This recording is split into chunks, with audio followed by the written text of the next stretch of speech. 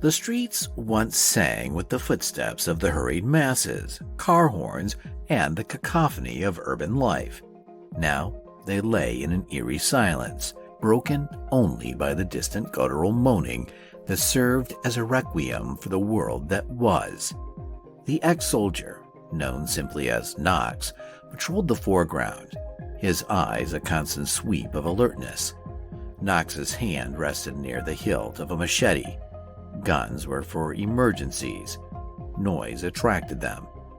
Behind him, Lily, the high school teacher whose ever-present smile seemed incongruous with the world's demise, clutched a tattered book on philosophy to her chest as if it were a life vest.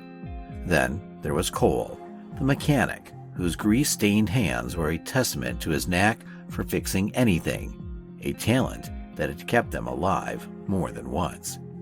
They moved through the streets of the quiet city, a shell of its former self, its silence a heavy shroud on their shoulders. Each building held the potential for a sanctuary or death, a gamble they faced each day since the outbreak had turned from a series of unfortunate news segments into their grim reality.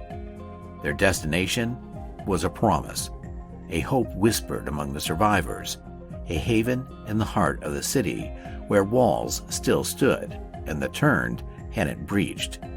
Sanctuary. Knox paused at a corner, the signal for the others to halt. He peered around, noting the stillness. Nothing stirred, but stillness meant little in this new world. The turned were as patient as death itself.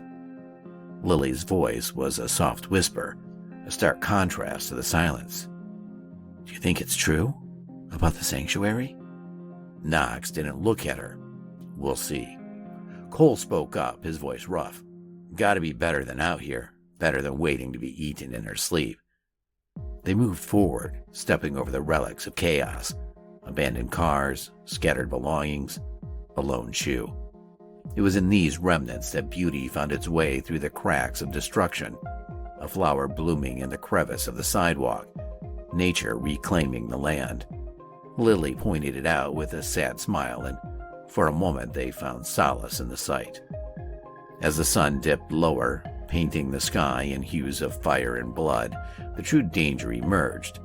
The turned began to stir, their echoes growing louder, a dissonant chorus to the night's approach.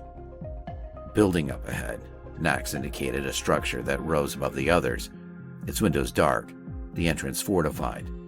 "That's our goal." They edged closer, avoiding the open streets, sticking to the shadows. Knox was first at the door, putting his strength into the pry bar. The door gave way with a groan too loud for comfort. They slipped inside, and Knox pulled the door shut, plunging them into darkness. Their flashlights clicked on, beams dancing over the interior. An empty lobby, a reception desk with scattered papers, a wilting plant that had once been green. Unremarkable, but for the fact that it was devoid of the turned. Cole's light found the stairs. No elevators. We'll need to be quiet going up. The ascent was a tense, silent affair. Each step could be a siren's call to the horrors that they sought to avoid. They reached the desired floor, the supposed location of the sanctuary. The door at the end of the hall was marked with a red cross. Hope surged. Knox tried the handle. It was locked. He motioned for Cole, who came forward with a set of lockpicks, a new addition to his array of tools. The tension was a tangible thing as Cole worked, the clicks of the lock an agonizing melody. Then, success.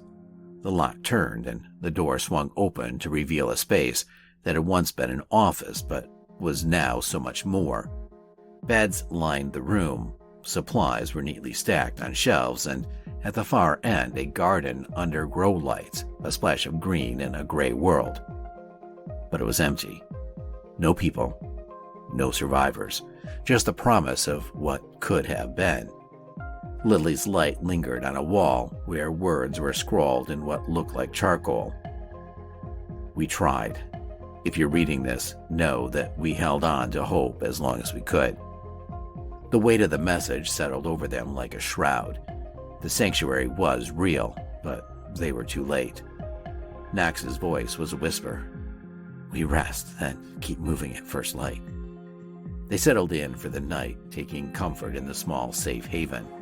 Cole fixed a radio, filling the silence with the crackle of static as he searched for a signal. Lily took to the books left behind, reading passages aloud, her voice a thread of normalcy.